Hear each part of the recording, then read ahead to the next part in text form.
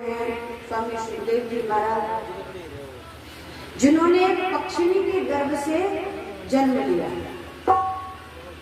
ये जो स्वामी सुखदेव जी महाराज थे, गौलोक में किशोरी जी की गोद में खेला गया। अब मैया को लगा कि भगवान की कथा का जन जन में प्रचार और प्रसार कैसे हो, तो मैया ने कहा कि हे पुत्र, आप मृतलोक पर चले जाओ, पृथ्वी लोक पर, और वहां जाकर जन जन में कथा का प्रचार प्रसार करना। तो उन्होंने कहा कि मैं चला तो जाता, लेकिन मैया मृतलोक पर जाते ही भगवान की माया जकड़ लेती है। कहते कि आए थे हरि भजन को लौटने लगे कपास, वहां कहकर कुछ और आते हैं और यहाँ आने के बाद सब भूल जाते हैं। 2 मिनट का समय नहीं मिलता भगवान के चिंतन के लिए। तो कहा मैया मैं नहीं जाऊंगा, अगर मैं मृतलोक पर गया तो भगवान की माया पकड़ लेगी। मैया ने कहा मैं तेरे को वचन देती हूँ कि भगवान की माया तुझे कभी नहीं सताएगी। अब महाराज क्या हुआ कि कैलाश पर्वत पर एक पक्षिणी उड़ती हुई जा रही थी। उस पक्षिणी के गर्भ से अंडा निकला। अंडे के रूप में किसने जन्म लिया? स्वामी सुखदेव जी। अंडा जो था वो गिरते गिरते फूट गया। इधर देवर्षि नारद को भी चिंता हुई कि किसी भी प्रकार से सुखदेव जी का जन्म कराया जाए ताकि भगवत कथा का प्रचार प्रसार हो जन जन में। आप लोगों ने हमको बुलाया किस लिए? ऐसा तो है नहीं कि पूरा गांव हमको जानता है, नहीं जानता ना। कुछ लोग हैं जो हमको जानते हैं, और उन्होंने यहाँ इसलिए बुलाया कि जन जन में भगवान की कथा का प्रचार प्रसार हो सके। ठीक उसी प्रकार से देवर्षि नारद को लगा। अब देवर्षि नारद कहाँ पहुंच गए? कैलाश पर्वत पे। अच्छा, आप लोग जानते हैं देवर्षि का काम क्या है? जानते ना? इनकी दोनों की बनी है ना, तो अलग करा दो। आज के समय में तुम्हारा घर घर देवर्षि नारद बैठे हैं, इमराज भैया है ना।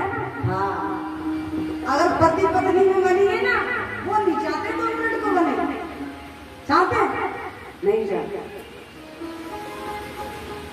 तो देवर्षि नारद का काम तो यही है। अब देवर्षि को लगा कि एक बार लक्ष्मी मैया ने विष्णु जी में भी झगड़ा करा दिया। बोले सबसे ज्यादा प्रेम भगवान शिव और मैया पार्वती में, आज उनको ही देखना है, क्योंकि भगवान शिव कभी मैया से लड़ते नहीं थे। अब तो देवर्षि नारद आ गए कहाँ? कैलाश पर्वत पर। उधर भगवान भोलेनाथ भूत वामन प्रभु भजन कर रहे थे, मैया कुटिया में थी। और देवर्षि जैसे ही पहुंचे, जाकर के मैया को प्रणाम किया, क्योंकि देवर्षि मैया को मां मानते हैं। और उधर मैया पार्वती ने देवर्षि को प्रणाम किया, क्योंकि मैया पार्वती के गुरु कौन है? देवर्षि नारद। दोनों ने एक दूसरे को प्रणाम किया और पूछा, अरे प्रभु आजकल आप तो कहीं दिखाई नहीं देते, कहाँ रहते हैं? क्या बताओ भैया, कहाँ आना जाना करूं? 2-4 मिनट को कहीं चले भी जाओ तो आज के समय में कोई किसी का सम्मान, पुत्र पिता का सम्मान नहीं करता, बहू सास का सम्मान नहीं करती है, शिष्य गुरु का सम्मान नहीं करता। और तो और महाराज, आज के समय पति पत्नियों के बीच में जो प्रेम है ना, वो भी बनावटी हो गया है। बस गाड़ी चल रही है ऐसे जबरदस्ती की। पार्वती मैया को बुरा लगा। पार्वती मैया बोले ये बिल्कुल सरासर झूठ है। मारे पति तो मारे से इतना प्रेम करे, महाराज इतना करे, थारे को कहाँ बताओ, इतना करे।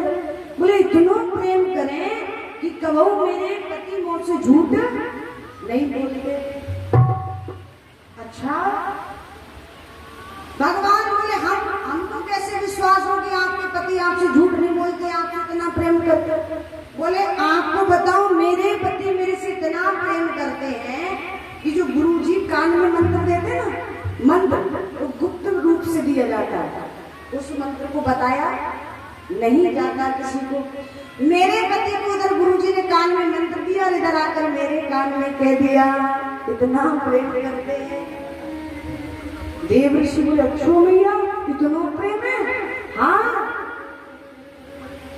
धीरे से देव ऋषि बोले, तो मैया तो को ये भी बतानी होगी कि गले में मुंडन की माला जो पहने हैं, ये मुंड माला जो पहनते हैं भोलेनाथ, वो मुंड माला किसकी है?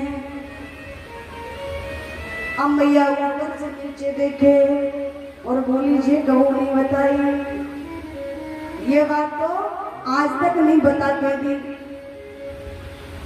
भगवान बोले, प्रेम का खाको करे भाई, अब तक ये बात बता कर नहीं दी कि गले में मुंड माला धारण करते हो किसकी है, तो प्रेम किस बात का?